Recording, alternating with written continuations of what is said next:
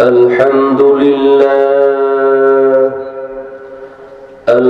لله نحمده ونستعينه ونستغفره ونعوذ بالله من شرور أنفسنا ومن سيئات أعمالنا.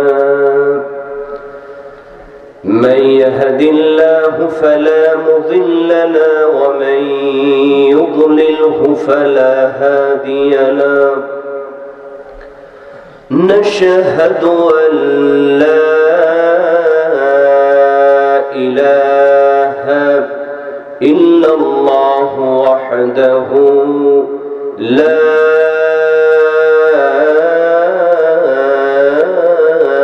شريك له، ونشهد أن سيدنا وحبيبنا مولانا محمدا عبد الله ورسوله الذي أرسله بالحق بشيرا ونذيرا وداعيا إلى الله بإذنه وسراجا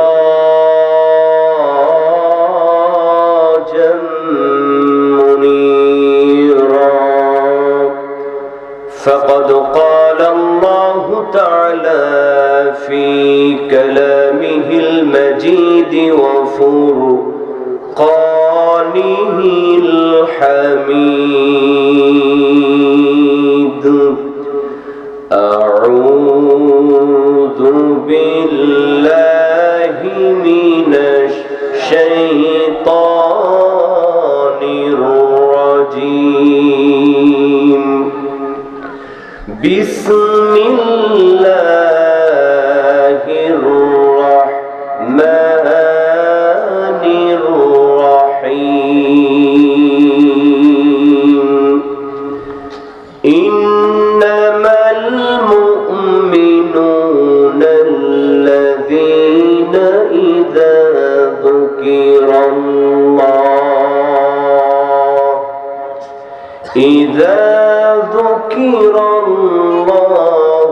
وجلت قلوبهم وإذا تليت عليهم آياته زادتهم إيمانا وعلى ربهم يتوكلون.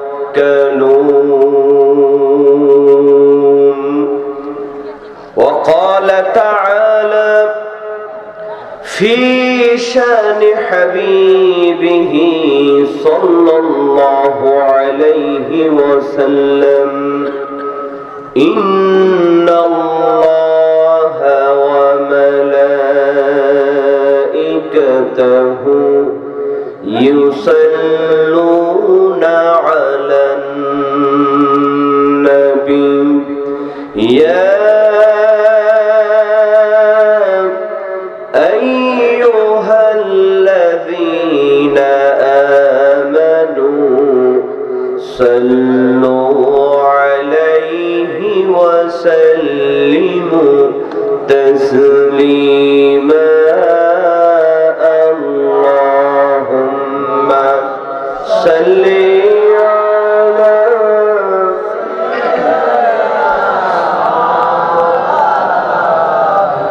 وعلى آل سيدنا.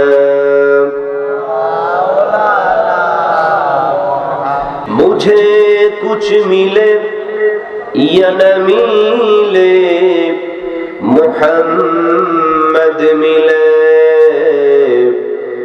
यानी वो शय जिसे अल्लाह मिले। बलगल उला बिकमालिही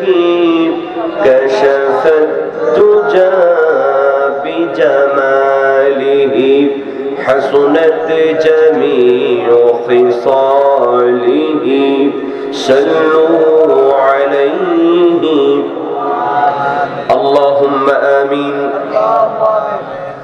ربنا ظلمنا أنفسنا وإن لم تغفر لنا وترحمنا لنكونن من الخاسرين আল্লাহ তাআলা ঐতিহ্যবাহী দক্ষিণ আনন্দপুর ধোপাইছড়ি যুব সংঘের উদ্যোগে আয়োজিত আজকের এই বিশাল তাফসীরুল কোরআন মাহফিলে কিছু দরুদ ও সালাম পড়ে তোমার দরবারে হাত তুলেছি।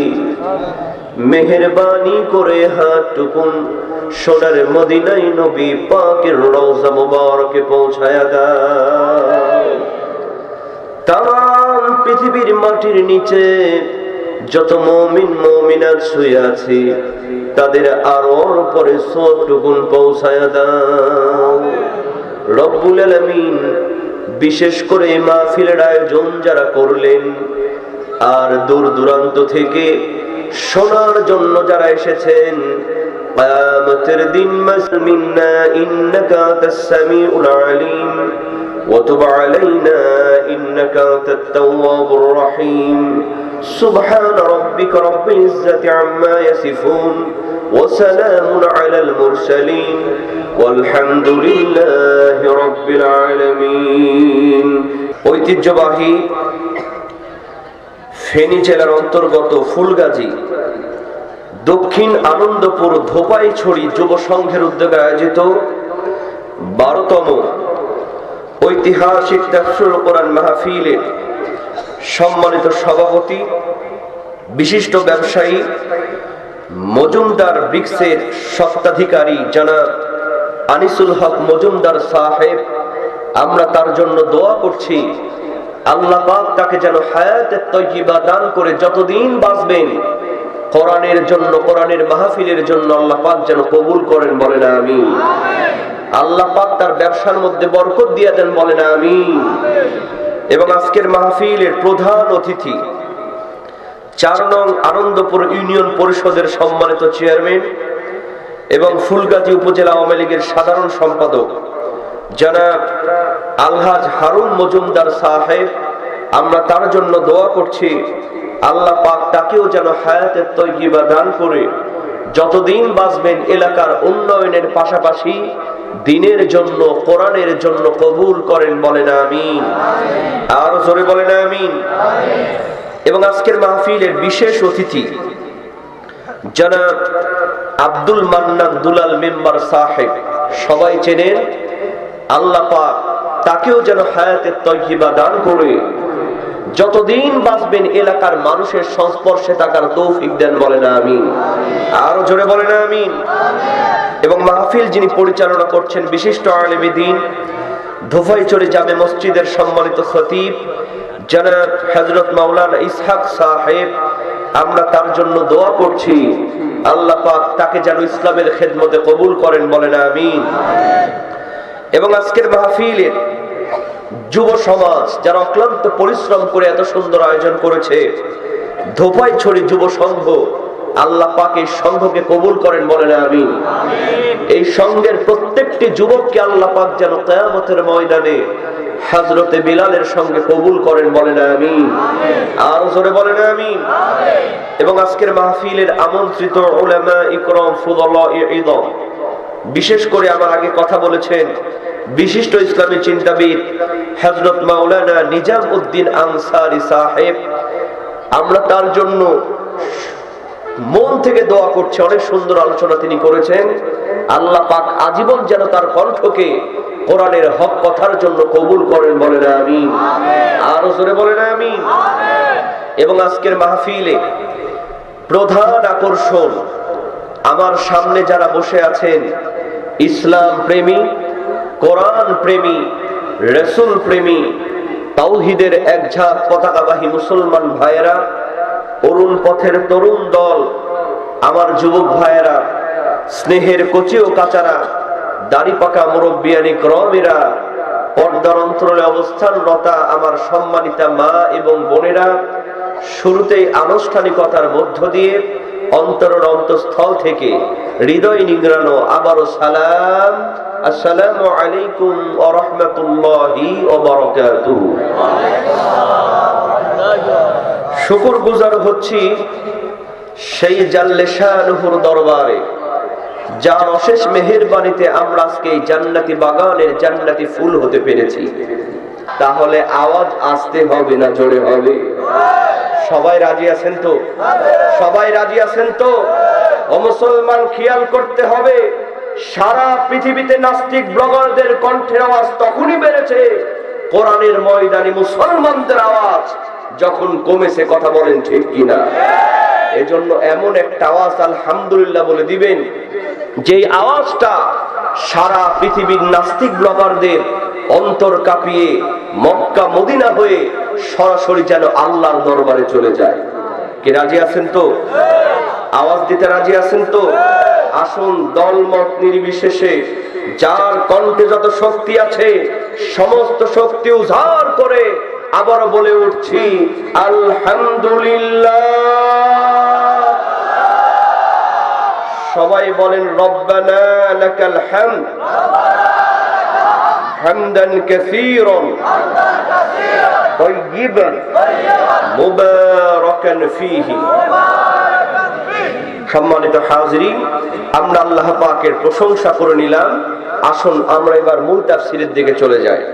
আমার ভাইয়েরা, আমি আজকে আপনাদের সামনে পবিত্র আল কোরআনুল কারীমে একটি গুরুত্বপূর্ণ সূরা, সূরার নাম হলো সূরাতুল আনফাল। জোরে বলেন নাম কি? সবাই বলেন নাম কি? সূরাতুল আনফাল। এই সূরা আনফালের 2 নম্বর আয়াত। কত নম্বর আয়াত? 2 নম্বর আয়াত তেলাওয়াত করেছি। অল্প সময় আপনাদের সামনে আলোচনা করব। সবাইকে শুনতে রাজি আছেন? শেষ পর্যন্ত সবাই থাকতে রাজি আছেন? কারা কারা রাজি নাই দুহাত তুলে দেখা। 80 তলার শের হইলে 40 শেরে মন, মনে মনে মিল না হইলে মিলবে না ওজন। এটা কিন্তু একটা ভালো অর্থ আছে। কথা বলেন ঠিক কিনা? কারণ মনের সাথে মনের যদি মিল না হয়, সারাদিন যদি ঠেলাঠেলি করেন, ওজন কি মিলবে? কি বলেন, মিলবে?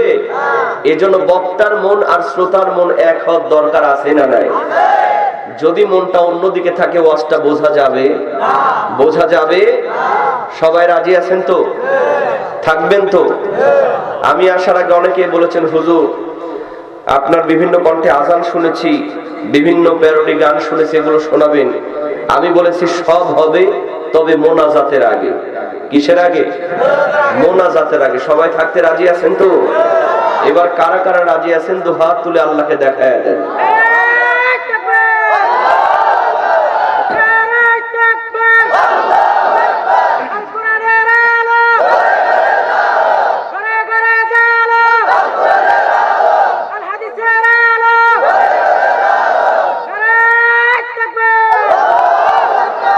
আল্লাহ কবুল করুন, বলুন আমিন। আরো জোরে বলেন আমিন। সম্মানিত ভাইরা, কথা দিয়ে যারা কথা রাখে না ওদেরকে কি বলা হয়? আপনারাই তো বললেন, আমার তো বলা লাগলো না। তো যে উঠে দাঁড়াবে ওর ঠ্যাং ধরে বলবেন তুই মুনাফিক। পারবেন না? যুবক ভাই রেডি? অনেক মুরব্বীরা ভয় পাইছে না, টেনশনের কারণ নাই, কারণ ওনাদের মেশিন ঢিল, ডায়াবেটিসের রোগী মাঝে মধ্যে ওঠা লাগতেও পারে। কথা কোন ঠিক কিনা? একান্ত যদি কারো দরকার হয় 1 নাম্বার অথবা 2 নাম্বার দেখাবে। 1 নাম্বার অথবা 2 নাম্বার, বোঝেন তো? আমরা একসঙ্গে মোনাজাত করে বাড়ি ফিরবো। সকলে বলুন ইনশাআল্লাহ। তাহলে সূরার নাম কি বলেন তো? সূরাতুল আনফাল। আয়াত নাম্বার কত? 2। আল্লাহ রাব্বুল আলামিন সূরাতুল আনফালের 2 নম্বর আয়াতের মধ্যে মুমিনদেরকে উদ্দেশ্য করে বলছেন, ইন্নামাল মুমিনুনাল্লাযীনা ইযা যুকিরাল্লাহ। চিৎকার দিয়ে বলেন আল্লাহু আকবার। আল্লাহ রাব্বুল আলামিন বললেন, মুমিন তো তারাই যখন তাদের সামনে আল্লাহর জিকির করা হবে, যখন তাদের সামনে আল্লাহকে স্মরণ করা হবে, ওয়াজিলাত কুলুবুহুম, ভয়ে তাদের অন্তরটা কেঁপে উঠবে। সুবহানাল্লাহ কবেন না? তার মানে হলো আল্লাহ পাকের কথা যখন স্মরণ করা হবে, আল্লাহর কথা যখন বর্ণনা করা হবে, ভয়ে তাদের অন্তরটা কেঁপে উঠবে। ও মুসলমান, আমরা আজকে সবাই ঈমানদার, কিন্তু আল্লাহর কথা যখন বলা হয় আমাদের অন্তরটা কেঁপে ওঠে। কেঁপে ওঠে? কেঁপে ওঠে না। যে তো বলতেছেন, আসলে কি কাঁপে? কাঁপে না। যদি কাঁপতো তাহলে কি ওই কোরআন তেলাওয়াতের সময় এম হাসিবুর রহমানকে থামায় দেয়া যেত? থামায় দিতে পারতো? খুব ভালো করে খেয়াল করেন, আমরা তো সবাই খালি ঈমানদার। আল্লাহ বললেন মুমিন হবে যারা আল্লাহকে যখন স্মরণ করবে তাদের অন্তরটা কেঁপে উঠবে। আমাদের অন্তর কেঁপে ওঠে না, কারণ আসলে আমরা কিন্তু এখনো ঈমানদার হতে পারি। ঈমানদার কেমন কথা বললেন? আমরা তো সবাই এখানে ঈমানদার না। আমরা যদি সবাই ঈমানদার হতাম, এখানে অনেকেই বসে আছেন এখনো কিন্তু এশার নামাজটাও পড়া হয় নাই। সারা রাত ওয়াজ শুনে সকালবেলা ফজরের নামাজটাও হবে না। আবার কয় হুজুর নামাজ না পড়তে পারে, আমার ঈমান কিন্তু ঠিক আছে। ও আসলে ঈমান কি এটা জানেই না। মুমিন শব্দের অর্থ হলো বিশ্বাসী। জোরে বলেন কি? ঈমান শব্দের অর্থ হলো বিশ্বাস করা। এখন বলবেন হুজুর আমরা তো সবাই বিশ্বাস করি। না, অন্তর থেকে আমরা বিশ্বাস করতে পারি নাই। আমি একজন হিন্দুকে জিজ্ঞেস করলাম, দাদা মরলে তুমি কোথায় যাবা? হিন্দু সঙ্গে সঙ্গে কয় মরলে আবার কোথায় যাব? স্বর্গে যাব। স্বর্গ মানে কি বলেন তো? বেহেশত না? অথচ একজন মুসলমানকে জিজ্ঞেস করলাম, না না মরলে তুমি কোথায় যাবা? কয় কোনে যাব? কব্বরে যাব। হিন্দুর বিশ্বাস আছে মরার পর ডাইরেক্ট সে স্বর্গে যাবে, কিন্তু মুসলমানের বিশ্বাস নাই। সব সময় মনের মধ্যে ভয় হয় জান্নাত পাই কিনা পাই, পাই কিনা পাই। কথা বলেন ঠিক কিনা? এজন্য কবি বলছেন, বিশ্বাসে মন প্রাণ বান্ধিয়া ভালোবাসা হয়, অবিশ্বাসের মাঝে দেখি কেউ তো কারো নয়, না দেখিয়া না বুঝিয়া পর মানুষ হয় আপন। কথা বলেন ঠিক কিনা? আচ্ছা বলেন তো, যেই ভালোবাসার মধ্যে বিশ্বাস থাকে না ওইটারে কি ভালোবাসা বলা যায়? স্বামী স্ত্রী বিয়ে করেছে, সংসার করে, স্বামী যখন মোবাইলে কথা বলে বউ যদি চিন্তা করে না জানি কোন মেয়ের সাথে প্রেম করতেছে, আবার বউ যখন মোবাইলে কথা বলে স্বামী যদি চিন্তা করে না জানি কোন ছেলের সাথে পরকীয়া করতেছে, আমার ভাইয়েরা বলেন তো ওই সংসার কি টিকবে? কি বলেন টিকবে? দেখেন বিশ্বাস না থাকলে কি হয়, এরকম স্বামী স্ত্রী একসঙ্গে ঘুমাইছে, কেউ কাউরে বিশ্বাস করে না। রাত 2টার সময় হঠাৎ করে বউয়ের মোবাইলে টুং টুং করে একটা এসএমএস আসছে। কি আসছে? এসএমএস। স্বামী সঙ্গে সঙ্গে মোবাইলটা নিয়ে দেখি মোবাইলের মধ্যে লেখা উঠেছে বিউটিফুল। জোরে বলেন কি ফুল? বিউটিফুল। স্বামীর মেজাজ ভালো হবে না খারাপ হবে? সর্বনাশ, এত রাতে আমার বউয়ের মোবাইলে কে বিউটিফুল লিখলো, এইটা আজকে বের না করে ছাড়তেছি না। বউকে ডাক দিছে, বউ তাড়াতাড়ি ওঠ।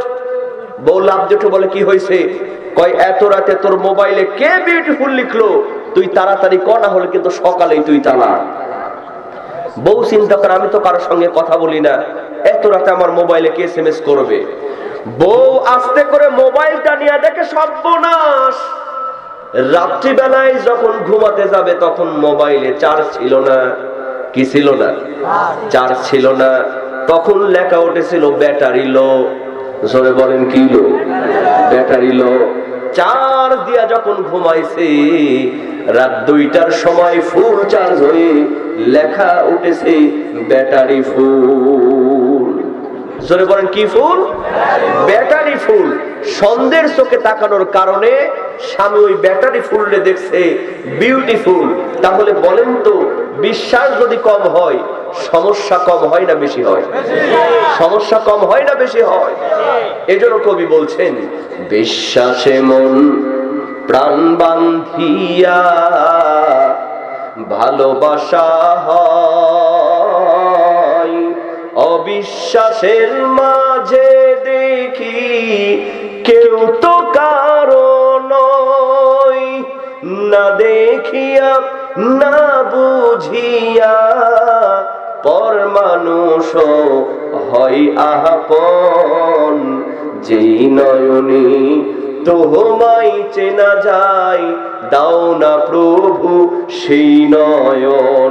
সকলেই বলেন আমিন।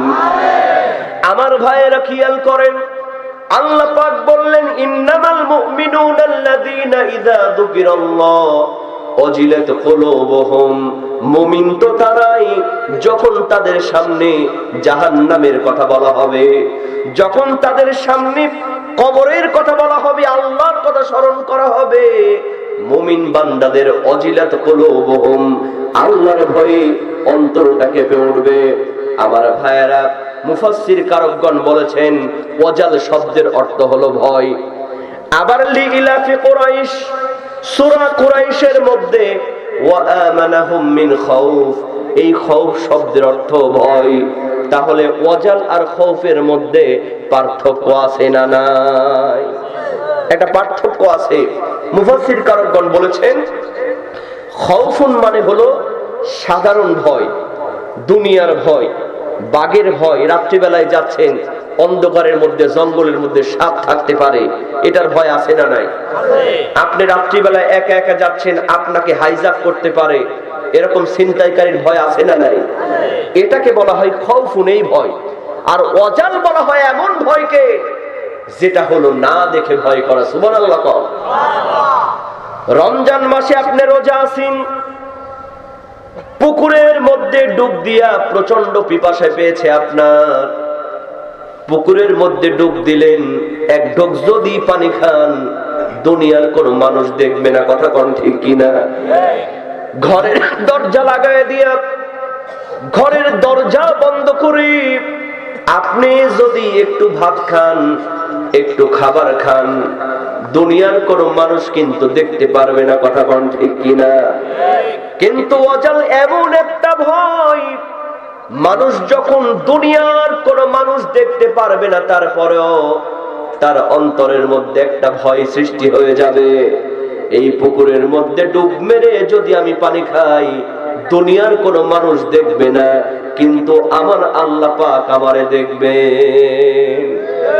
ঘরের মধ্যে দরজা বন্ধ করে আমি যদি ভাত খাই, আমি যদি আমার অফিসের মধ্যে আস্তে করে ঘুষটা নিয়ে আনি, দুনিয়ার কোন পুলিশ দেখবে না, প্রধানমন্ত্রী দেখবে না, দুদকের কোন কর্মচারী দেখবে না, দেখবেন শুধুমাত্র আমার আল্লাহ। আল্লাহর হিসাবের খাতায় উঠে যাবে, আমার হিসাব হবে অন্ধকার কবরে। এই যে ভয়টা, এই ভয়কে বলা হয় ওয়াজাল। কথা কি ক্লিয়ার? কথা ক্লিয়ার? তাহলে ওয়াজাল হলো না দেখে শুধুমাত্র আল্লাহকে ভয় করা। ওয়াজিলাত কুলুবুহুম, মুমিন তো তারা যখন তাদের সামনে আল্লাহর কথা বলা হবে, তাদের ভয়টা আল্লাহর জন্য হবে, দুনিয়ার কোন মানুষের জন্য হবে না। বন্ধুরা আমার, কিতাবের মধ্যে এসেছে কেমন ভয়। সাহাবাদের জিন্দেগিতে একজন মহিলা সাহাবী, একজন মহিলা জিনা করে ফেলেছে। মহিলা জিনা করার পরে তার মনের মধ্যে একটা ভয় তৈরি হয়ে গেল, হায় রে আমি জিনা করেছি, দুনিয়ার কোন মানুষ আমারে দেখতে পায় নাই, দুনিয়ার কোন মানুষ বুঝতে পারে নাই আমি জিনা করেছি। আমার ভাইয়েরা বলেন তো, জিনার শাস্তি কোরআনে আছে না নাই? সূরাতুন নূর খুলে দেখেন, স্পষ্ট বলা আছে যে যদি কোনো বিবাহিত পুরুষ এবং মহিলা জিনা করে, তাদেরকে গলা পর্যন্ত গেড়ে দিয়ে পাথর নিক্ষেপ করে তাকে হত্যা করা লাগবে। এই মহিলাটি ছিল বিবাহিতা, সে চিন্তা করলো দুনিয়ার কেউ আমারে দেখে নাই, কিন্তু এই জিনার মতো একটা ব্যভিচারের মতো অপরাধ নিয়ে অপরাধী হয়ে আমি যদি কবরে চলে যাই, কবরের মধ্যে হিসাব আছে না নাই? আছে না নাই? মহিলার মধ্যে পেরেশানি শুরু হয়ে গেছে। এই মহিলা বিশ্ব নবীর সামনে চলে গেলেন, আল্লাহর নবীকে বললেন, ইয়া রাসূলুল্লাহ, আমি জিনা করেছি, আমারে শাস্তি দেন। আল্লাহর নবীজি ডান দিকে মাথা ঘোরালেন, মহিলাটি আবার দৌড় দিয়া ডান দিকে গিয়ে কয়, হুজুর আমি জিনা করেছি, আমারে শাস্তি দেন। হুজুর বাম দিকে মাথা ঘোরালেন, মহিলাটি বাম দিকে গিয়ে বলে, ইয়া রাসূলুল্লাহ, আমি জিনা করেছি, আমারে শাস্তি দেন। আপনি যদি আমারে শাস্তি না দেন, দুনিয়ার শাস্তি তো বড় সহজ, পাথর মেরে উড়াইয়া দিবে, কিন্তু হুজুর আমি যদি এই শাস্তি নিয়ে অন্ধকার কবরে চলে যাই, ওই জাহান্নামের কঠিন আযাব সহ্য করতে পারবো না। আমার ভাইয়েরা, একটু দিলটাকে খুলে ওয়াজটা বোঝার চেষ্টা করেন। আজকে কত অন্যায় করলাম, কত জিনা ব্যভিচার করলাম, একটা বড় চিন্তা করলাম না আজকেই আমার মৃত্যু হয়ে যেতে পারে। কথা কোন ঠিক কিনা? আল্লাহর নবী সঙ্গে সঙ্গে বললেন, মহিলা তুমি জিনা করেছো, তোমার পেটে কি সন্তান আসছে নাকি? কয় হুজুর আমার পেটে সন্তান আসছে। আল্লাহর নবী সঙ্গে সঙ্গে বললেন, মহিলা তুমি জিনা করেছো, এজন্য তো তোমার সন্তানকে মারতে পারি না, তোমার অপরাধে তোমার সন্তানকে তো অপরাধী বানাতে পারি না। মহিলা তুমি দূর হয়ে যাও, তোমার সন্তান যেদিন পৃথিবীতে আসবে, ভূমিষ্ঠ হবে, সেদিন এসো, তোমারে শাস্তি দেয়া হবে। মহিলাটি যাই আর অঝর নয়নে দাঁড় করে চোখের পানি ফেলতে ফেলতে বলে, আল্লাহ এই কয়েকদিনের ভিতর যদি আমি মরে যাই, ওই জাহান্নামের কঠিন আযাব সহ্য করতে পারবো না। আমার ভাইয়েরা, এর কিছুদিন পরে মহিলার সন্তান ভূমিষ্ঠ হলো। সন্তানকে কোলে করে নিয়ে বিশ্ব নবীজির কাছে এসে বলতেছেন, ইয়া রাসূলুল্লাহ, আপনি বলেছিলেন আমার সন্তান ডেলিভারি হলে আমারে শাস্তি দিবেন। হুজুর গো, এই দেখেন আমার সন্তান ভূমিষ্ঠ হয়েছে, আর দেরি করবেন না, আমারে শাস্তি দেন। ইয়া রাসূলুল্লাহ, আপনি যদি আমারে শাস্তি না দেন, এই শাস্তি নিয়ে যদি আমি কবরে যাই, ওই কবরের কঠিন আযাব আমি সহ্য করতে পারবো না। আল্লাহর নবী বললেন, মহিলা তোমার সন্তানকে রেখে তো তোমার বিচার করে দিব, কিন্তু তোমার সন্তানের যে 2 বছরের দুধের যে একটা হক আছে, তোমার সন্তান কি দুধ ছেড়েছে? কারণ ফি আমাইন, কয় বছর? 2 বছর। ওয়াহানানা আলা ওয়াহনিউ ওয়া ফিসালুহু ফি আমাইন, 2 বছর দুধ পান করাতে হবে। এই দুধটা তোমার সন্তানের হক, লিপিবদ্ধ করে দিয়েছেন কে? জোরে বলেন কে? সুতরাং তোমার বিচার করে, তোমাকে হত্যা করে এই সন্তানের বুকের দুধের হক তো আমি নষ্ট করতে পারি না। সুবহানাল্লাহ। আহা, আজকে কোন জামানায় আছেন? ভাই ভাই মারামারি 2 দল করে, 2 নেতার সেলা দ্বন্দ্ব বেঁধে নিজের ভাইকে প্রকাশ্যে হত্যা করেছে, তবুও ছাড় দেয় নাই। কিন্তু বিশ্ব নবীর মধ্যে ইনসাফ আছে না নাই? আছে না নাই? তুমি চলে যাও, তোমার সন্তান যেদিন বুকের দুধ ছেড়ে অন্য কিছু খাবে, সেদিন আসো, তোমার শাস্তি দেওয়া হবে। সুবহানাল্লাহ। বন্ধুরা আমার, কিতাবের মধ্যে এসেছে, এই মহিলা যখন বাড়ির দিকে যায়, অঝর নয়নে দাঁড় করে কাঁদতে কাঁদতে চোখের পানি ফেলে বলে, আল্লাহ আমার সন্তান বুকের দুধ ছাড়তে ছাড়তে আমার যদি মৃত্যু হয়ে যায়, ওই জাহান্নামের কঠিন আযাব আমি সহ্য করতে পারবো না। মহিলা পেরেশানি হয়ে গেলেন। এর কয়েক মাস পরে ওই সন্তান বুকের দুধ ছেড়ে কেবল একটু রুটি খাওয়া ধরেছে।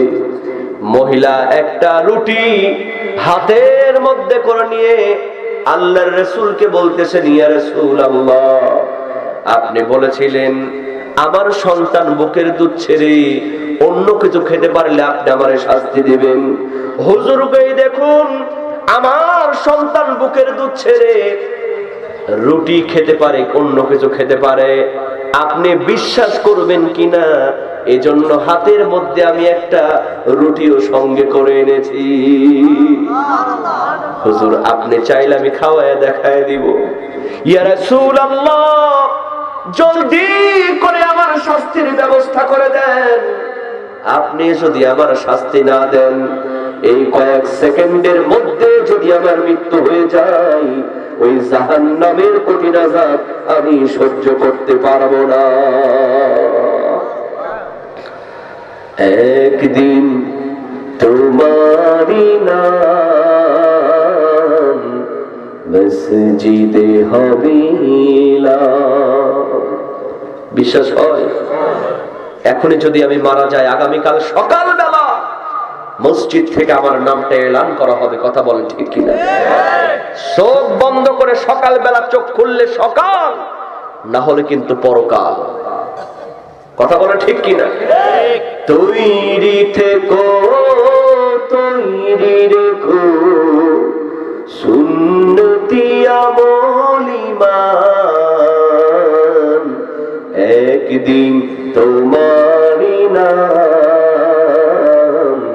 মসজিদে হবে এলান। আমার ভাইরা খেয়াল করেন, এই মহিলার পেরেশানি দেখে বিশ্ব নবীজি সাহাবাদেরকে ডাক দিলেন, সাহাবারা রে, তোমরা দেরি করো না, কোরআন দিয়া এই মহিলার বিচারটা করে দাও, গলা পর্যন্ত করে দিয়া পাথর নিক্ষেপ করে তাকে হত্যা করো। সন্তানটি মহিলার কাছ থেকে নিয়ে আরেকজন সাহাবীকে দান করে দিলেন। এরপর মহিলার গলা পর্যন্ত কেড়ে দিয়া পাথর নিক্ষেপ যখন শুরু করলেন, চতুর্দিক থেকে পাথর নিক্ষেপ যখন শুরু হলো, এত জোরে পাথরের আঘাত করা হলো, ওই মহিলার মাথা ফেটে ফিনকি দিয়া রক্তগুলা আরেকজন সাহাবীর গায়ে গিয়া পড়লো। সাহাবা একটু ঘৃণা করতে লাগলেন, ভৎসনা করতে লাগলেন। সঙ্গে সঙ্গে বিশ্ব নবীজি বললেন, ও আমার সাহাবারা, এই মহিলার রক্তকে তোমরা ঘৃণা করো না, এই মহিলাকে তোমরা ভৎসনা করো না, কারণ এই মহিলার মধ্যে আল্লাহ পাকের এত ভয় ছিল।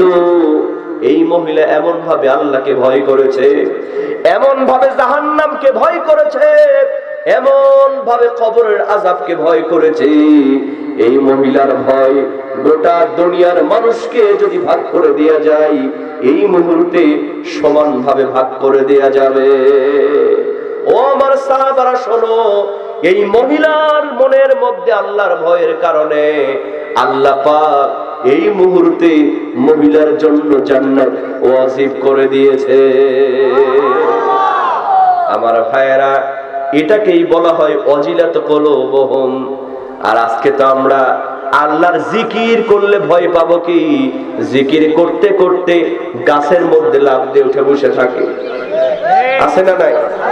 এই জিকির নিয়েও তামাশা শুরু হয়েছে। কথা কোন ঠিক কিনা? কেউ বলে যে দাঁড়ায় থেকে জিকির করতে হবে, কেউ বলে বসে থেকে জিকির করতে হবে, কেউ বলে শুয়ে থেকে জিকির করতে হবে, কেউ বলে দাঁড়ায়ও না বসেও নাই, মাঝামাঝি অ্যাঙ্গেলে কায়দায় ঝাড়তে হবে। দেখছেন আপনারা? জিকির করতে করতে আম গাছে উঠে, জাম গাছে উঠে, ভুলকেরও দেখবেন খেজুর গাছে উঠে না, কারণ জানি ওই খেজুর গাছে কাঁটা আছে। ল্যাংটা বাবা, খাজা বাবা মাথায় জট পাকতে পাকতে মহাজট হয়ে গেছে। উকুন থাকতে থাকতে উকুন পর্যন্ত বিরক্ত। উকুন কয়, বেটা তো চুল কাটবি না, মানে প্রমোশন দিবি, তুই যদি চুল না কাটিস সব সারপোকা হয়ে গেলাম, সব সারপোকা হয়ে গেছে, হাগে শুষে না, মুটাও পারি নাই না, এরকম পীর সাহেব আছে না? না, ওরা আবার কয় না গান বাজনাও জায়েজ আছে, নাচাও কোরআনে আছে। দলিল কি? কয় দেখো না শেষ সূরা আল্লাহ পাক করছে কুল আউযু বিরাব্বিন নাস মালিকিন নাস ইলাহিন নাস, এতবার নাচের কথা বলতেছে আর তোমরা কাও নাচা যাবে না?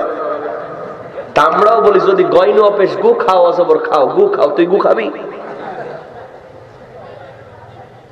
আমার গান ধরে নবী গো ওহো আমার মন বালানা, ওহাবির মায়া বিহা কইরা সুখ পাইলাম না, নবী গো আমার মন বালানা।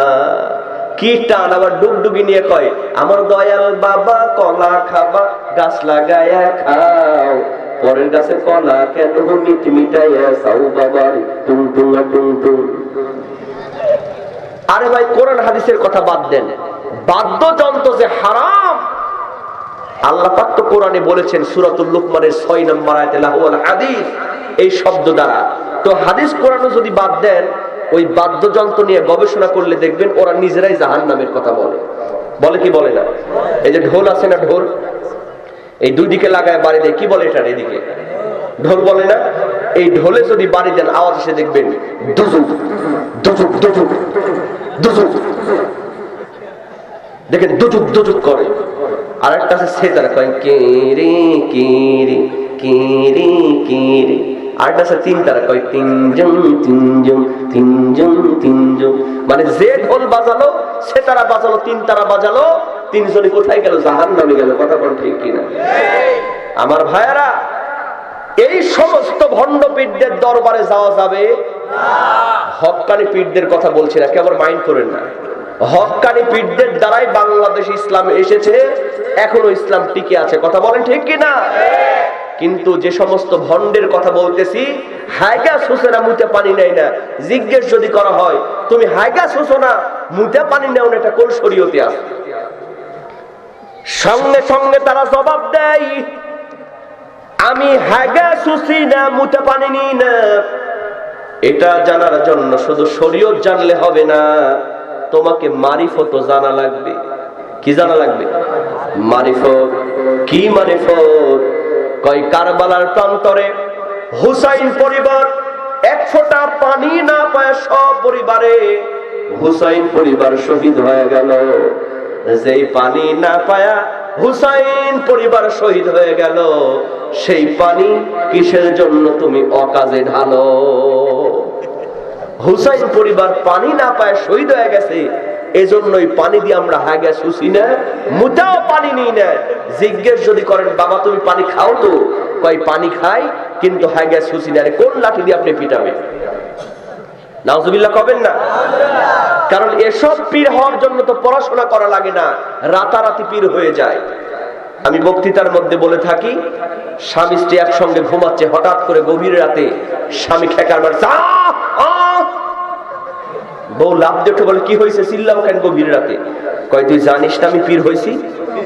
তো পীর হয়েছো ভালো কথা, তুমি তাহাজ্জুদ পড়বা, নামাজ পড়বা, খেকার মারো কে? কয় এমনি খেকার মারি, খানায় কাবায় কুত্তা উঠছিল, আমার অন্তর চক্ষু দিয়ে আমি দেখলাম খানায় কাবার কুত্তাটা এখান থেকে খেকার দিয়া খানায় কাবার কুত্তা তাড়ালাম। বউ মনে মনে কয় সর্বনাশ, ওই দিনে দেখলাম তুমি অন্যের বাড়ির গাছের কলা চুরি করে এনে খেলা, আর আজকে তুমি রাতারাতি এত বড় পীর সাহেব কেমনে হলা? তুমি আসলে অরিজিনাল পীর না ফরমালিন দিয়ে পাকানো পীর? তোমার পরীক্ষা না করে ছাড়তেছি না। এখন বউয়ের কাছে কিন্তু সবাই সোজা, কথা কোন ঠিক কিনা? পরের দিন সকালবেলা ভাতের মধ্যে সুন্দর করে একটা ডিম ভাজা ঢেকে রেখে পীর সাহেবের সামনে দিয়েছে। পীর সাহেব দেখে যে আধা ঘন্টা হয়ে গেছে, ভাত দিয়েছে, তরকারি দেয় না। কয় বিবি, কয় কি হয়েছে? তুই আধা ঘন্টা হয়ে গেল, তুই ভাত দিলি তরকারি দিলি না? বউ রান্নাঘরটা একটা ঝাঁটা এনে পীর সাহেবের সামনে ধরে বলে, তুমি এখানে বসে হাজার হাজার মাইল দূরে খানায় কাবার কুত্তা তারাও, আর ভাতের মধ্যে ডিম ভাজা আছে, এটা তুমি টের পাও না? ভণ্ডামি করার জায়গা পাও না? আছে না নাই? খবরদার মুসলমানের জিকির নিয়ে আজকে অনেক রকম ঝামেলা তৈরি হয়েছে, কিন্তু আল্লাহ পাক বললেন এই জিকির মানে হলো কোরআন। জোরে বলেন কি? আল্লাহ বললেন ইন্না নাহনু নাযালনা যিকরা ওয়া ইন্না লাহু লাহাফিজুন। চিৎকার দিয়ে বলেন আল্লাহু আকবার। আল্লাহ বললেন আমি এই কোরআন নাজিল করেছি, আমি আল্লাহ পাক এই কোরআনের হেফাজতের দায়িত্ব নিয়ে নিব। তার মানে হলো আল্লাহ পাক বুঝাচ্ছেন গোটা কোরআন মানার নাম হলো আল্লাহর জিকির করা। কথা কোন ঠিক কিনা? এজন্য আমার ভাইয়েরা, আমরা যদি মুমিন হতে চাই প্রথম নাম্বার গুণাবলী হলো আল্লাহর কথা শুনলে আমাদের অন্তরটা কেঁপে ওঠা লাগবে। মনে থাকবে? মনে থাকবে। আল্লাহ রাব্বুল আলামিন এবার দ্বিতীয় নাম্বার গুণাবলী বলছেন ওয়া ইযা তুলিয়াত আলাইহিম আয়াতুহু যাদাতুহুম ঈমানা। চিৎকার দিয়ে বলেন আল্লাহু আকবার। আল্লাহ রাব্বুল আলামিন বললেন মুমিনদের সামনে যখন কোরআন তেলাওয়াত করা হবে, মুমিনদের সামনে যখন কোরআনের বাণী প্রচার করা হবে, যাদাতহুম ঈমানা, তখন তাদের ঈমানটা আস্তে আস্তে বৃদ্ধি পেতে থাকবে। বলেন সুবহানাল্লাহ। আমার ভাইয়েরা, এখন কি কোরআন শুনলে আমাদের ঈমান বৃদ্ধি পায়? বৃদ্ধি পায়? নামাজের মধ্যে দাঁড়াইছে, ইমাম সাহেব কোরআন তেলাওয়াত করতেছে, হঠাৎ করে একটা মশায় যদি কামড় দেয়, ওই তেলাওয়াতের দিকে নজর থাকে না, আগে যে হাত ওই মশার উপরে পড়ে। তার মানে যেই পরিমাণ মন নিয়ে আমার কোরআনটা শোনার দরকার, ওই ঈমানটা, ওই মনটা আমি এখন অর্জন করতে পারি। আল্লাহ রাব্বুল আলামিন বললেন ওয়া ইযা কুরিয়াল কুরআন ফাসতামিউ লাহু ওয়া আনসিতু লাআল্লাকুম তুরহামুন। কোরআন শুনলে আমাদের চুপ থাকতে হবে। এই চুপ এমনিই থাকবে যারা ঈমানদার, তারা কোরআন শোনার সঙ্গে সঙ্গে তাদের অন্তরটা গলে যাবে। কথা বলেন ঠিক কিনা? সম্মানিত হাজরিন, আর এখন বাংলাদেশে কোরআন শুনলে আমাদের ঈমান বৃদ্ধি পায় না, গান শুনলে ঈমান বৃদ্ধি পায়। কিন্তু খেয়াল করেন যে কোরআন শরীফটা কিন্তু আসলে সুন্দর না, এটা খারাপ। এটা আপনি যত শুনবেন, কিয়ামত পর্যন্ত শুনবেন, আপনার কখনো খারাপ লাগবে না যদি আপনি ঈমানদার হন। এর প্রমাণ বাংলাদেশ থেকে হাজী সাহেবরা সৌদি আরবে যায় কি যায় না? তো হজ করতে যখন হাজী সাহেবরা যান, তখন সুদাইসি কোরআন তেলাওয়াত করে কি করে না? সুন্দর করে কোরআন তেলাওয়াত করে। আলহামদুলিল্লাহি রাব্বিল আলামিন আর রহমানির রহিম মালিকি ইয়াউমিদ্দিন ইয়্যাকা না'বুদু ওয়া ইয়্যাকা নাস্তাঈন اهدنا الصراط المستقيم صراط الذين أنعمت عليهم غير المغضوب عليهم ولا الضالين। তখন বাংলাদেশের হাজী সাহেবরা বলে, এটা শুনে মনে হলো ওই বাংলাদেশের সূরাতুল ফাতিহা যেন এখানে কোরআন তেলাওয়াত করা হচ্ছে। কথা বলেন ঠিক কি না? এতবার সূরা ফাতিহা তেলাওয়াত করা হয়, কেউ কোনোদিন বলছে ইমাম সাহেব আর সূরা ফাতিহা দিয়ে কোরআন, আজকে না হয় সূরা ইখলাস দিয়ে কোরআন তেলাওয়াত করে? কেউ বলেছে? কেউ বলেছে? কিন্তু দেখেন বাংলাদেশে কোরআন ছাড়া যত গান আছে, যত কবিতা আছে, ওরা আসছে আবার বিদায় নিয়েছে। কথা বল ঠিক কিনা? আমরা যখন ছোট ছিলাম তখন দেখবেন যে একটা গান খুব বাজলো, আকাশেতে লক্ষ তারা চাঁদ কিন্তু একটা রিয়া, এইয়া কি টান। ওইটা কি আছে এখন? আছে। এইটা গেল, তারপর আসলে পড়ে না চোখের পলক, রাস্তাঘাটে ছেলে পেলে জ্ঞান হারায় ফেলে, যেখানে যাবেন পরে না চোখের পলক। ওইটা কি আছে? তারপরে আবার আসলো, ও প্রিয়া তুমি কোথায়? ওরে বাবা, যেখানে যান সেখানে ও প্রিয়া তুমি কোথায়, ওইটা আছে না গেছে? আছে না গেছে? এরপরে আসলো ফাইটে যায়, ওরে বুকটা ফাইটে যায়, সব ফাটাফাটি হয়ে গেল, এইটারও কুলখানি হয়ে গেল। ওইটা কি আছে? কি বলেন আছে? কিন্তু আমার ভাইয়েরা খেয়াল করেন, এইরকম গান দুনিয়াতে আসছে আবার চলে গেছে, কথা বলেন ঠিক কিনা?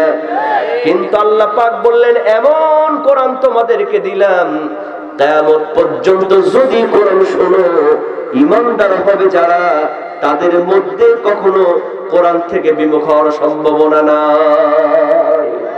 যত তেলাওয়াত শুনবা তোমার ঈমানটা বৃদ্ধি পাবে।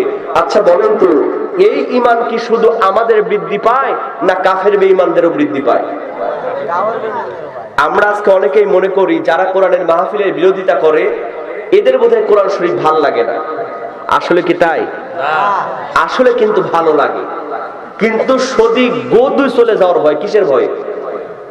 শুধু গদি, এই গদি চলে যাওয়ার ভয়ে তারা কোরআন থেকে বিমুখ হয়ে যায়, কথা বলেন ঠিক কিনা? এর প্রমাণ হলো আবু জেহেল।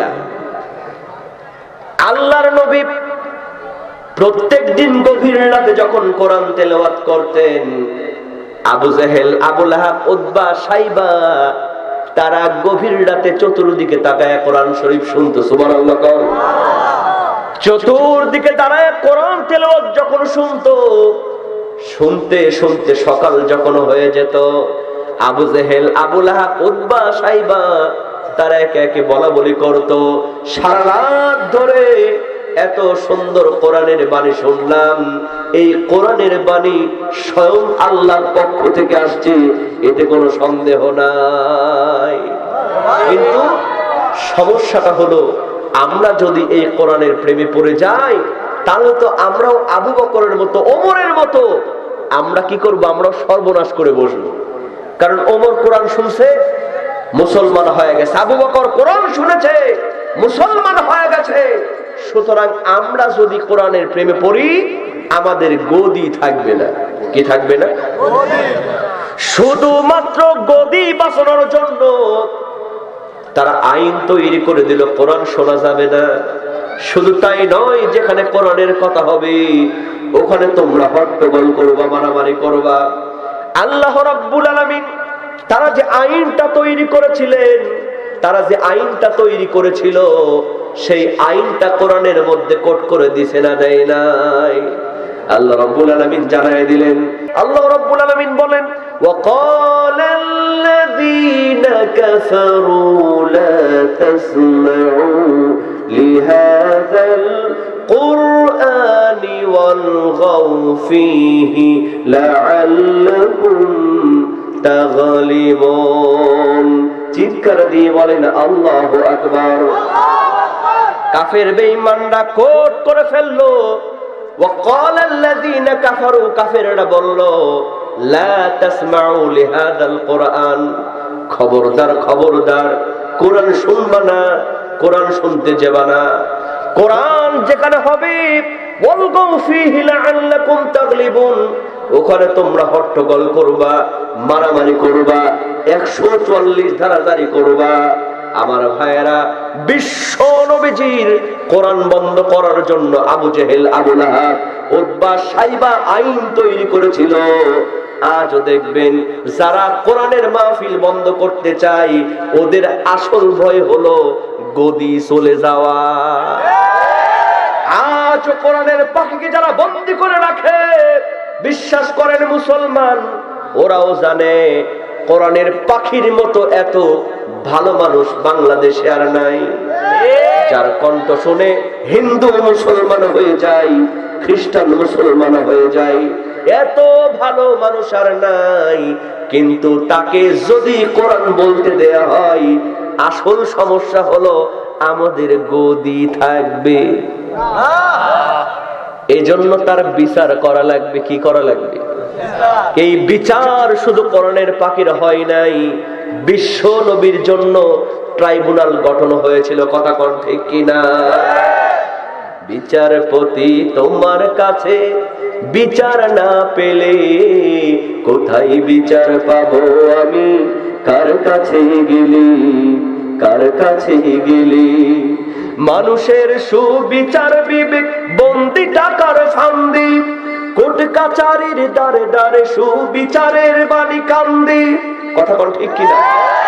আহা, আমার কথা নয়, খবরের মধ্যে দেখলাম, আপনারা সবাই জানেন, সেই কাশেমপুর কারাগারে হলমার্ক কেলেঙ্কারির একজন সন্ত্রাসী, সেই সন্ত্রাসীর জন্য টাকার বিনিময়ে মেয়ে সাপ্লাই দেয়া হয়েছে, নারী সাপ্লাই দেয়া হয়েছে। কিন্তু একই কারাগারে কোরআনের পাখি আছে, তাকে একটা কম্বলের বেশি 2টা কম্বল দেয়া হয় নাই, কথা বলেন ঠিক কিনা? আজকে তাহলে বোঝা গেল, যাদের টাকা আছে ওদের কোনো বিচার নাই, যাদের টাকা নাই ওদেরকে ধরে ধরে বিচার করা হয়। মানুষের সুবিচার বিবেক বন্দি টাকার ফান্দি, কোর্ট কাচারির দ্বারে দ্বারে সুবিচারের বাণী কান্দি, কত দোষীরা দেখি ছাড়া পেয়ে যায়, পায় কি পায় না? ওসি সাহেব সন্ত্রাসী ধরেছে, সঙ্গে সঙ্গে ফোনে, এই মিয়া তুমি কারে ধরছো জানো? কয় স্যার অস্ত্র শুদ্ধে ধরছি। কয় বেটা এই মুহূর্তে অস্ত্র শুদ্ধে ছেড়ে দে। জানিস তো এটা আমার দলের লোক, কথা কোন ঠিক কিনা? কত দোষীরা দেখি ছাড়া পেয়ে যায়, ও কত দোষীরা দেখি ছাড়া পেয়ে যায়, আলেম ওলামা জেলে কোথায় বিচার পাবো আমি? কার কাছে গেলে, কার কাছে গেলে? বিচারপতি তোমার কাছে বিচার না পেলে কোথায় বিচার পাবো আমি? কার কাছে গেলে, কার কাছে গেলে? আমরা কোরআনের পক্ষে, আমরা বিচার দিব কার কাছে? বলেন কার কাছে? অলরেডি বিচার শুরু হয়ে গেছে, কথা বল ঠিক কিনা? আল্লাহ বিচার করবেন, এই দুনিয়ায় না করলেও ফাইনাল খেলা কিয়ামতের দিন বিচার হবে, কথা বল ঠিক কিনা? আমার ভাইয়ের, আমি যে কথা বলতেছিলাম, আল্লাহ পাক বললেন ওয়াইদা তুলিয়াত আলাইহিম আয়াতুহু যাদাতহুম ঈমানা, ঈমানদারদের ঈমান তো বৃদ্ধি পাবে, যারা কাফের বেঈমান ওদের অন্তরটা গলে যাবে কোরআন শুনে, কথা বল ঠিক কিনা?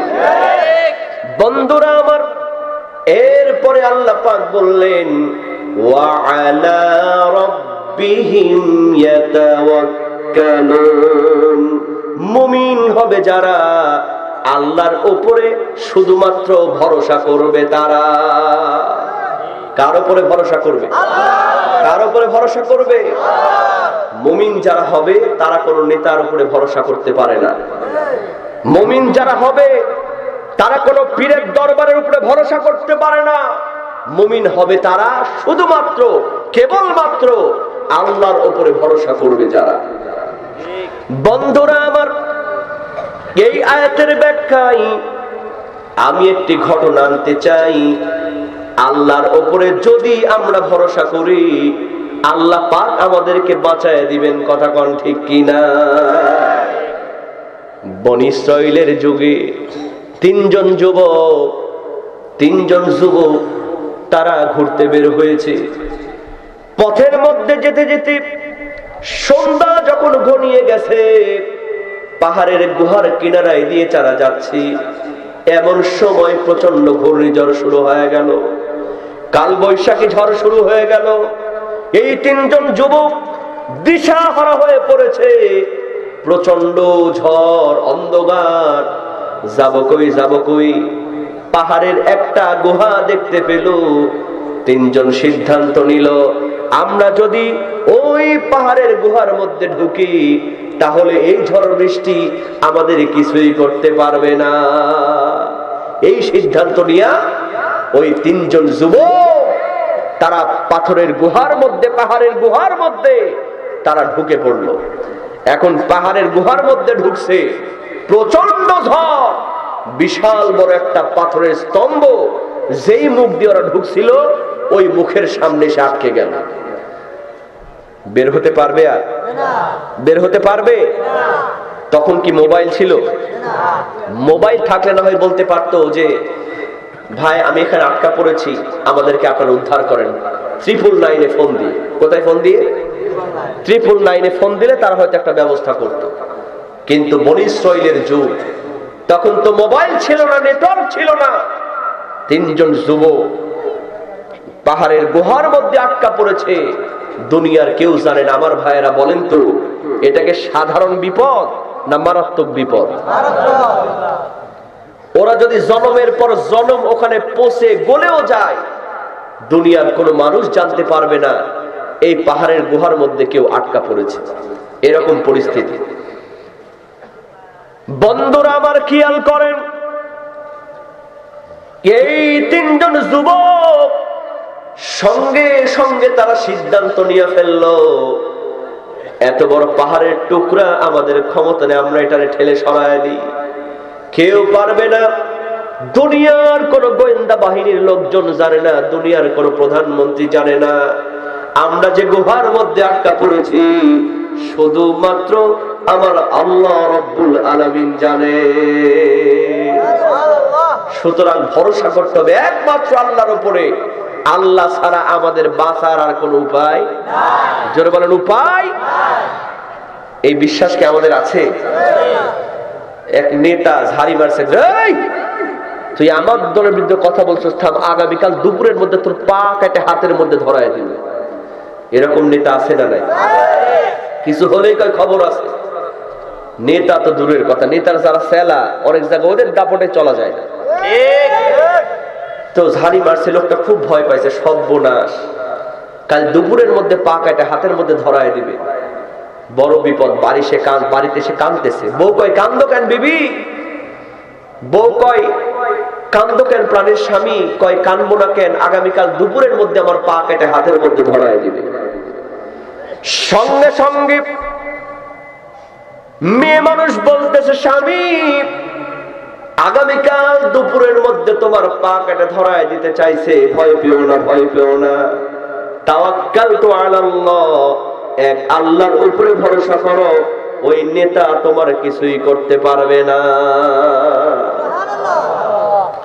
মেয়ে মানুষ তো সাহস দিছে, কিন্তু লোকটার মধ্যে ভয় কাটে না, না জানি কি হয়, না জানি কি হয়। এখন যেই নেতার ঝাড়ি মারছিল, এই নেতার বউ পরের দিন সকালবেলা বাথরুমের মধ্যে সার্ফ এক্সেল দিয়ে কাপড় কাচছে। কি দিয়ে? সার্ফ এক্সেল চেনেন? এই সার্ফ এক্সেল দিয়ে যদি বাথরুমে কাপড় কাচা হয়, আর বাথরুম যদি হয় টাইলস বসানো, পিচ্ছিল কম হয় না বেশি হয়? বেশি হয় না? ওই নেতার বউ সকালবেলা কাপড় কেচে ছাদের মধ্যে গেছে কাপড় মেলে দিতে, আর এই নেতার দিয়েছে সকালবেলা বাথরুমের চাপ। কিসের চাপ? বাথরুমের চাপ দিলে কোনো হুঁশ থাকে? ও ঘুম থেকে উঠে যেমন দৌড় মেরে বাথরুমে পা দিছে, পা দেওয়াও সারা, সিট পটাং হয়ে পেছন দিকে পড়াও সারা, সোজা সরাসরি ফেনী সদর হাসপাতাল সকালবেলা। তাহলে খবর করতে চাইছিল দুপুরে, আল্লাহ পাক খবর করলেন কখন? কখন? আল্লাহ কাউকে ধরে না, ধরলে কিন্তু ছাড়ে না। দেখছেন না ওয়াং সান সুচি? ওয়াং সান সুচি কিছুদিন আগে কি দাপট, রোহিঙ্গাদেরকে নির্যাতন করে, নিপীড়ন করে তাদেরকে বের করে দেয়া হলো। কথা কোন ঠিক কিনা? এখন এই ওয়াং সান সুচিরও বিচার শুরু হয়ে গেছে। তার রিমান্ডে নিয়েছে 5 দিন, আরো বাড়ায় 5 দিন, মোট 10 দিন রিমান্ড। আচ্ছা বলেন তো, এই রিমান্ড যদি হয়, ওই ওয়াং সান সুচির আর কিছু থাকবে? ওর মাথার মধ্যে চুল হলো মাত্র 5 থেকে 600 টাকা। গায়ের মধ্যে হাড় ছাড়া কোনো গোস্ত আছে? মানে দেখলেই মনে হয় যে শয়তানের একেবারে খালাতো বোন। চেহারা দেখেন শয়তানের খালাতো বোন, একবারে দেখলেই বোঝা যাবে। গায়ের মধ্যে তো মায়ের জায়গা নেই, মারলে সব হাত গোস্ত দেয়, মারবে কোন জায়গায়? তারও রিমান্ডে দিছে। তা আশা করা যাচ্ছে এর ফাঁসিও হয়ে যেতে পারে। কথা বল ঠিক কিনা? এই জন্য বুঝতে হবে, আল্লাহ কাউকে ধরে না, ধরলে কিন্তু ছাড়ে না। আল্লাহ যেদিন ধরবে সেদিন আল্লাহ যেদিন ধরবে সেদিন রেহাই কিন্তু পাইবা না। আল্লাহ কাউকে ধরে না, ধরলে কিন্তু ছাড়ে না। আল্লাহ ছাড় দেয়, আল্লাহ কিন্তু ছেড়ে দেয় না। কথা মনে থাকবে? এর জন্য দুনিয়ার কারো কাছে নয়, ভরসা করবো কার উপরে? এই বিশ্বাস আমাদেরকে অর্জন করতে হবে। দেখেন এই তিনজন যুবক তারা সিদ্ধান্ত নিল আল্লাহ ছাড়া কেউ বাঁচাতে পারবে, কেউ বাঁচাতে পারবে। সুতরাং চলো আমরা আল্লাহর কাছে চাই। আমরা প্রত্যেকেই ভালো কাজের একটা কথা মনে করে আমাদের জীবনে যে ভালো কাজগুলি করেছি তার একটা করে স্মরণ করে আমরা আল্লাহর কাছে বলি, আল্লাহ তুমি ছাড়া কেউ বাঁচাতে পারবে না। কারণ ইউনূস আলাইহিস সালামকে মাছের পেটের মধ্যে থেকে উদ্ধার করেছিলেন কে? কে? কেউ ছিল না, আল্লাহ পাক তাকে উদ্ধার করেছেন। নমরুদকে আগুন থেকে রক্ষা করেছেন কে? সুতরাং আমরা বিশ্বাস করি কোরআনের পাখি আবারও কোরআনের ময়দানে আসবে। সকলে বলেন ইনশাআল্লাহ। আল্লাহ পাকের উপরে ভরসা রাখতে হবে। কথা কোন ঠিক কিনা? এই যুবক চিন্তা করলো কেউ বাঁচাতে পারবে না, ভরসা একমাত্র আল্লাহ। আল্লাহ তুমি যদি চাও, তুমি যদি ইচ্ছা করো এই পাহাড়ের গুহা থেকে আমাদেরকে রক্ষা করো। এই চিন্তা করে এই সিদ্ধান্ত নিয়ে তিনজন যুবকের প্রথম যুবক বলল, আমি জীবনে অনেক খারাপ কাজ করেছি, তেমন কোনো ভালো কাজ করতে পারি নাই। আমার ভালো কাজের মধ্যে তেমন বলার মতো কিচ্ছু নাই আল্লাহ, কিন্তু এই মুহূর্তে আমার একটা ভালো কাজের কথা স্মরণ হচ্ছে। আমার পিতামাতা বেঁচে আছে, আমার জনম দুঃখিনী মা, আমার জনম দুঃখিনী মাকে আমি প্রচন্ড ভালোবাসতাম। আমার মাকে খাবার না খাওয়াই আমি আমার বাচ্চাদের মুখে খাবার দিতাম না। আমার গরু ছিল, এই গরুর দুগ্ধ আমি নিজ হাতে দুইয়ে আমার মাকে আমি দুগ্ধ পান করাতাম। একদিন আমি বাইরে থেকে এসে দেখি আমার মা ঘুমায় গেছে। আমি দুধ দহন করার পরে মাকে খাওয়াতে গিয়ে দেখলাম মা ঘুমায় গেছে। মাকে খাওয়ানোর আগে আমি সন্তানদেরকে খাওয়াবো না। আমার মা ঘুম থেকে উঠে না, আমার সন্তানগুলি খাবারের জন্য চিৎকার করেছে, কান্নাকাটি করেছে, তবু সন্তানদের মুখে খাবার দেই নাই। আমার মা যখন উঠেছে আমার মায়ের মুখে খাবার দিয়া সন্তানদের মুখে খাবার দিয়েছি। আমার ভাইয়েরা, আজকেও তো আমাদের মা আছে। অনেক যুবক এখানে থাকতে পারেন, বউয়ের কথা শুনে মা বাবার উপরে নির্যাতন করেন, নিপীড়ন করেন, আছে না নাই? বিশ্বাস করেন মুসলমান, আপনি যতই নামাজ পড়েন, হজ করেন, যাকাত দেন, আপনার মা আপনার বাবা যদি আপনার বিরুদ্ধে বলে, আপনার প্রতি অসন্তুষ্ট থাকে, আপনার নামাজ রোজা কোনো কাজে। একটা এক্সাম্পল দিই, আলকামা রাদিয়াল্লাহু তাআলা, তিনি বদরের সাহাবী ছিলেন। সুবহানাল্লাহ। বদরের সাহাবীর ব্যাপারে স্পষ্ট বর্ণনা, তারা বিনা হিসেবে জান্নাতের সার্টিফিকেট পেয়ে গেছেন। সুবহানাল্লাহ। এই আলকামার মৃত্যুর সময় যখন ঘনায় গেল, আলকামার মুখ দিয়ে কালিমা বের হয় না। যতই পাশের থেকে কালিমা বলা হয়, আলকামার মুখ দিয়ে কালিমা বের হয় না। মৃত্যুর যন্ত্রণা শুরু হয়ে গেছে। সাহাবারা আল্লাহর নবীর কাছে রিপোর্ট দিলেন, ইয়া রাসূলুল্লাহ, ইয়া হাবিবাল্লাহ, আলকামার মৃত্যুর যন্ত্রণা শুরু হয়েছে, কিন্তু হুজুর আলকামার মুখ দিয়ে কালিমা বের হয় না। আল্লাহর নবী কিচ্ছু জিজ্ঞেস করলেন না, একটা প্রশ্ন করলেন, সাহাবারা এই আলকামার পিতামাতা কি দুনিয়াতে আছে? কয় হুজুর আমাদের জানা মতে তার একজন মা আছে। আল্লাহর নবী বললেন, আর দেরি করো না, মায়ের কাছে চলে যাও, দেখো আলকামার মা আলকামার প্রতি সন্তুষ্ট কিনা। সঙ্গে সঙ্গে সাহাবারা মায়ের কাছে গিয়ে বলল, মা তোমার আলকামার প্রতি কি তুমি কি সন্তুষ্ট? সঙ্গে সঙ্গে তার মা চোখের পানি ছেড়ে বলে, না না, আমার আলকামাকে অনেক কষ্ট দিয়েছে, আমার আলকামার প্রতি আমি সন্তুষ্ট না। মা চোখের পানি ছেড়ে দিয়েছে, সঙ্গে সঙ্গে বলল, মা তোমার আলকামার মৃত্যু যন্ত্রণা শুরু হয়েছে, তুমি যদি মাফ না করো তোমার সন্তানের মৃত্যুর যন্ত্রণা সামান্য কমবে না, কালিমাও পড়তে পারবে না। মা প্রচন্ড ক্ষিপ্ত, কয় না আমি কখনো মাফ করব না। সঙ্গে সঙ্গে আল্লাহর নবী অর্ডার দিয়া দিলেন, তোমরা আগুন জ্বালাও, ওই আগুনের মধ্যে আলকামাকে পুড়ায় দাও, কারণ আগুন দিয়া পোড়ানোর পরে যে কষ্ট হবে তার চাইতে বেশি কষ্ট এই মুহূর্তে আলকামার হচ্ছে। যতই বলেন মায়ের মন যেমন আগুনে পোড়ানোর কথা বলা হয়েছে, মায়ের মনটা গলে গেছে। মা দেখবেন যতই রাগ করুন, যতই আপনার প্রতি রাগ হোক, আপনি যদি বিপদে পড়েন মা কিন্তু কখনো আপনাকে ছেড়ে যাবে না। এই করোনা হওয়ার পরে দেখলাম সন্তানরা মাকে ডাস্টবিনে ফেলে এসেছে। স্বামীর করোনা হয়েছে, বউ বাড়ি ছেড়ে পালাইছে, সন্তান বাড়ি ছেড়ে পালিয়েছে, একটা রেকর্ডও দেখাতে পারবেন না সন্তানের করোনা হয়েছে মা সন্তানকে রেখে পালিয়েছে।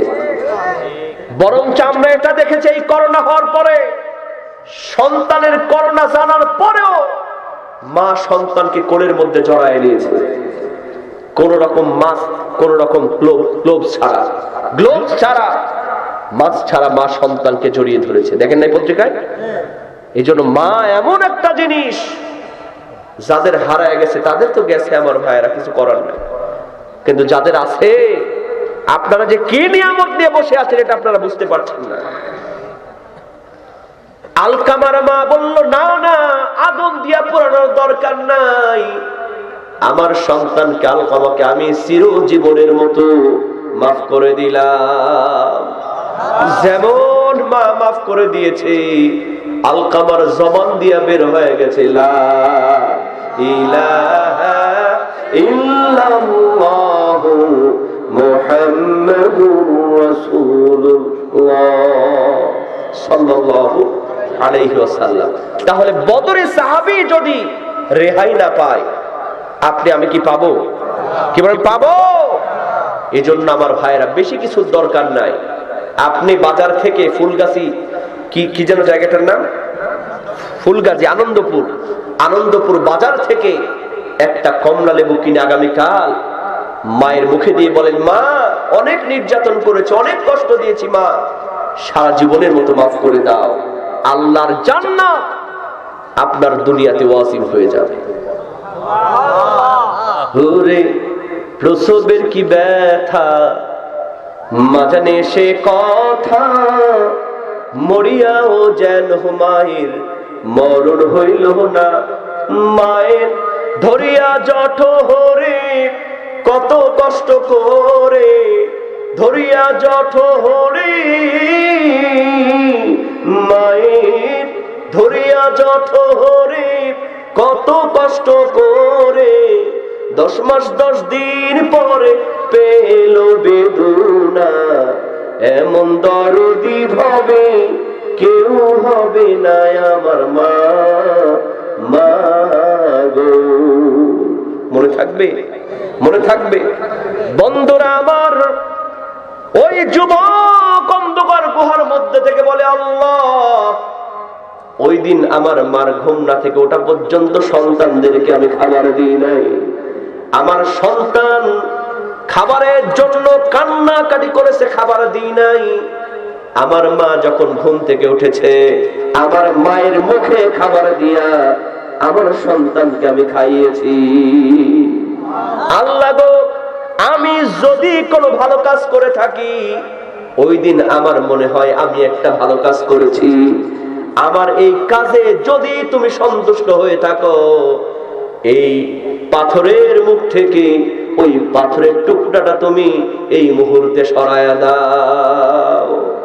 যেমন এই দোয়া করেছে, 3 ভাগের 1 ভাগ পাথর গুহার মুখ থেকে সরে গেছে। সুবহানাল্লাহ। এটা কোনো গল্প উপন্যাসের কথা না, হাদিস শরীফ খুলে দেখেন, হাদিসের ঘটনা। এবার দ্বিতীয় বন্ধু হাত তুলেছে, আল্লাহ আমার মনে হয় আমি তেমন কোনো ভালো কাজ করতে পারি নাই, এই মুহূর্তে আমার একটা ভালো কাজের কথা মনে পড়ছে। সুবহানাল্লাহ। কি ভালো কাজ? একটা খালাতো বোন ছিল। কি ছিল? আমার খালাতো বোনকে আমি পছন্দ করতাম। আমার খালাতো বোন খুব অসহায় ছিল, গরিব ছিল। একদিন খুব দুর্ভিক্ষের মধ্যে পড়ে খাবার নাই, আমার কাছে কিছু টাকা পয়সা চাওয়ার জন্য আসলো। আমি সঙ্গে সঙ্গে তখন বললাম, তোরে আমি টাকা দিব, তুই যদি আমার সঙ্গে খারাপ কাজে লিপ্ত হয়ে যাস। মানে জেনা করার জন্য অফার করলাম, তুমি যদি জেনা করো আমি তোমাকে বিয়ে করব। বিয়ে তো পরের কথা, আমি তোমার সঙ্গে অনেক টাকা পয়সা দিব, তোমাকে অনেক কিছু আমি করব, কিন্তু শর্ত হলো আমার সঙ্গে তোমাকে থাকা লাগবে। কথা কি বুঝতে পেরেছেন? বাংলাদেশে এখন খালাতো বোন আছে না নাই? মামাতো বোন আছে না নাই? বাংলাদেশের খালাতো বোন, মামাতো বোন, খালাতো ভাই, মামাতো ভাই পর্দা কি করে? পর্দা আছে? কোনো পর্দা নাই। আল্লাহ বলছেন তোমরা পর্দা করো। আর আজকালকার মেয়েরা স্লোগান দিচ্ছে রাতের আধার ভাঙবো, স্বাধীনভাবে চলবো। এই স্বাধীনভাবে চলতে গিয়ে বাংলাদেশে ধর্ষণ বেড়েছে না কমেছে? এই তো কয়েকদিন আগে আনুশাকা নামের একটা ইংলিশ মিডিয়াম স্কুলের ছাত্রী, দিহান নামের একজন বন্ধু, বয়ফ্রেন্ড, তার কাছে পড়া দেখায় নেওয়ার জন্য তার বাসায় গেছে, তাকে ধর্ষণ করে হত্যা করা হয়েছে। কথা বলেন ঠিক কিনা? আহা, এই অবস্থা কেন হচ্ছে? কারণ কোরআন নামক আইন দিয়া যতদিন পর্যন্ত পর্দার আইন সংবিধানে না রাখা হবে, ধর্ষণের বিচার কোরআন দিয়া যতদিন না করা হবে, ততদিন বাংলাদেশ থেকে ধর্ষণ, ইফটিজিং বন্ধ হবে না। আরে ভাই, সামান্য সাধারণ মেয়ে তো দূরের কথা, পত্রিকার মধ্যে দেখলাম পুলিশ ইন্সপেক্টর, মহিলা পুলিশ, রাতের বেলা ঢাকার শাহবাগে ডিউটি পড়েছে। রাতের বেলা মহিলা পুলিশ ডিউটি দিচ্ছে, এমন সময় একটা সিসকা চোর চুরি করে দৌড় মারছে। ওই মহিলা পুলিশ চোরের পিছনে পিছনে দৌড়। চোর অন্ধকার গলির মধ্যে ঢুকেছে, মহিলা পুলিশ অন্ধকার গলির মধ্যে ঢুকছে। অনেকক্ষণ ধাপড়া ধাপড়ি করে, কেউ কাউরে ছাড়ে না। সঙ্গে সঙ্গে ওই মহিলা পুলিশের আরো দল, আরো মহিলা পুলিশ কয়, ম্যাডাম ছেড়ে দেন, চলে আসেন। ওই রকম সিসকা চোর ধরে কোনো লাভ নাই। সঙ্গে সঙ্গে ওই মহিলা পুলিশ অন্ধকার গলির মধ্যে থেকে চিৎকার মেরে বলে, আরে মিয়া, আমি তো চোরকে ছেড়ে দিছি, কিন্তু চোর দেখি আমারে ছাড়ে না। চোর দেখে অন্ধকার গলির মধ্যে নরম নরম লাগে, ধরছে জন্মের ধরা, যা সে কপালে হবে কাল সকালে। আল্লাহ বললেন, মেয়েরা তোমরা টাকনুর নিচে কাপড় পরো, নিচে কাপড় পরো। আর আজকালকার মেয়েরা টাকনু থেকে এক বেদ্য করে পায়জামা পরে। এই কয়েক বছর আগে দেখলাম মেয়েরা সিপা পায়জামা পরতো, স্কিন পায়জামা। এখন এমন পায়জামা পরে, দুই তিনটা লুঙ্গি জোড়া দিলেও অত বড় হবে না। ওটার নাম আবার দিয়েছে প্লাজো, নিচের দিকে আবার কেসি দিয়ে কাটা সিসিম ফাঁক। আর ছেলেদেরকে বলা হলো তোমরা টাকনুর উপরে কাপড় পরো। আর বাংলাদেশের যুবকগুলি এমন করে প্যান্ট পরে। এখনই যদি আমি যুবকদেরকে দাঁড় করাই, অনেকের দেখবে একই অবস্থা, জাইঙ্গা বের হয়ে যায় মাজা থেকে, প্যান্টের আগা রাস্তা ঝাড় দিতে দিতে ক্ষয় হয়ে যায়, তবু হুঁশ পাই না। এক যুবকের দেখলাম জাইঙ্গা বের হয়ে আছে, জিজ্ঞেস করলাম, যুবক তুমি কি মাজার মাপ দিয়ে প্যান্ট কিনো নাই? কয়, হুজুর আপনি বুঝবেন না, এটা স্টাইল। এটা কি জাইঙ্গা বের হয়ে থাকবে, এটা বলে স্টাইল। কোন দুনিয়ায় আসলাম? তো জাইঙ্গা বের হয়ে থাকবে এটা বলে স্টাইল। বিশ্বাস করেন মুসলমান, আজকে রাস্তা দিয়ে এমন করে যুবক যুবতীরা হেঁটে যায়, পেছন দিয়ে দিক দিয়ে তাকালে বোঝা যায় না ওইটা আসলে লেডিস না, ওইটা খাঁটি জন্ডিস। যুবকেরা মাথায় মাজা পর্যন্ত চুল, কানে পরে দুল, আছে না নাই? এজন্য বাংলাদেশে আমি হিসাব করে দেখেছি, বাংলাদেশকে নষ্ট করেছে মেয়েদেরকে ইন্ডিয়ান সিরিয়াল, আর বাংলাদেশের যুবকদেরকে নষ্ট করেছে ইন্ডিয়ান হারবাল। কলিকাতা হারবাল যেখানে যাবেন, হারবালের পোস্টার আছে না নাই? আছে না নাই? আপনি পোস্টার নেবেন না, জোর করে আপনার হাতের মধ্যে ঢুকায় দেওয়া হবে। ওই দিন আমি গাড়ি নিয়ে যাচ্ছি, জানলা খোলা, ফট করে ঢুকায় দিল। তা আমি হারবালের পোস্টারটা নিয়ে দেখলাম, আমার লেখা আছে, আপনি কি বিয়ে করতে ভয় পাচ্ছেন?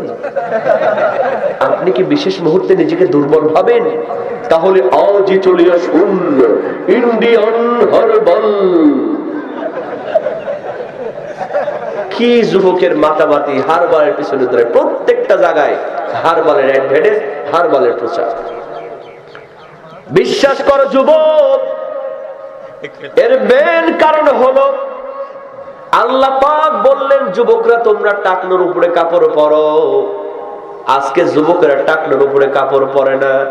মেডিকেল সায়েন্স বলতেছে, যেই সমস্ত যুবকগুলি টাকনোর নিচে কাপড় পরবে, টাকনো ঢেকে রাখবে, তাদের আস্তে আস্তে যৌন ক্ষমতা হারায়া যাবে। আর দ্বিতীয় নাম্বার কারণ হলো স্কিন প্যান্ট পরে। এমন প্যান্ট পরে যে বসে পেশাব করা যায় না। এই যে আমরা বিভিন্ন জায়গায় চলাফেরা করি, যে হাইওয়ে, যে হোটেলগুলো, এখানে দেখবেন দাঁড়ায় থাকা পেশাব করার ব্যবস্থা করা হয়েছে। এর মেন কারণ যুবকেরা বসতে গেলে পিছন দিকে ওর একেবারে সর্বনাশ হয়ে যাবে। তুমি দাঁড়ায় থেকে পেশাব করলা, পেশাব করে পানি নেই না, প্যান্টটা সেন্টটা লাগাই দিল, তার সঙ্গে সঙ্গে হোমিওপ্যাথি ওষুধের মতো টুপটুপ করে 2-1 ফুট পরে কি পরে না?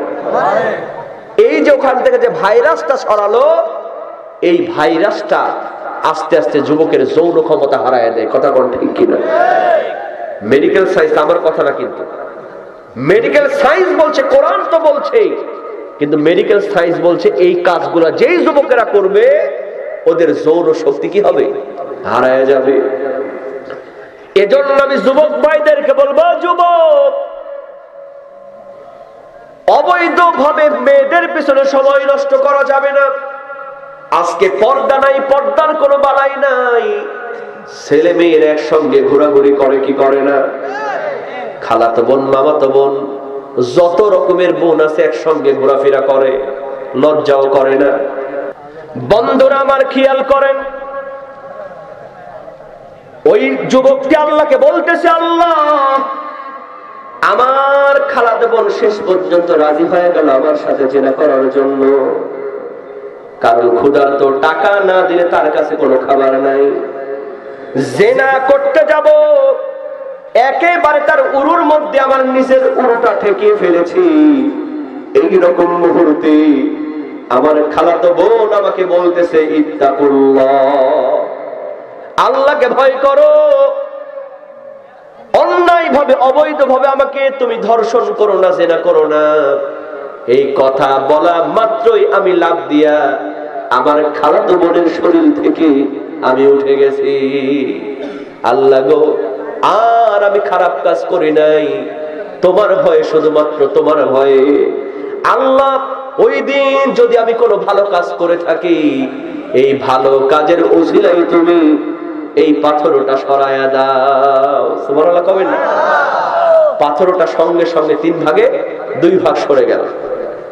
এরপরে তৃতীয় বন্ধু বলতেছে, আল্লাহ, আমি ভালো কাজ তেমন করতে পারি নাই।